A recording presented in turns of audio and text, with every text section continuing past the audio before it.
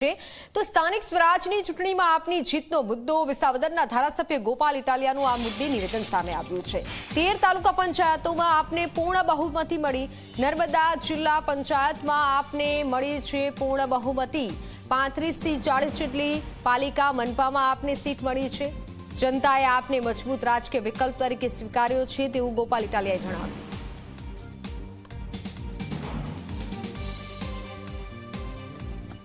આશરે 350 કરતા પણ વધુ તાલુકા પંચાયતની સીટો, આશરે 13 જેટલી તાલુકા પંચાયતમાં પૂર્ણ બહુમતીથી આમ આદમી પાર્ટીની સરકાર, આશરે 60 જેટલી જિલ્લા પંચાયતની સીટો, નર્મદા જિલ્લામાં જિલ્લા પંચાયતમાં પૂર્ણ બહુમતીથી આમ આદમી પાર્ટી, જુનાગઢ જિલ્લામાં મુખ્ય વિપક્ષ તરીકે આમ આદમી પાર્ટી, અન્ય અનેક જિલ્લાઓમાં જિલ્લા પંચાયતની સીટો સાથે આમ આદમી પાર્ટી આગળ વધી છે।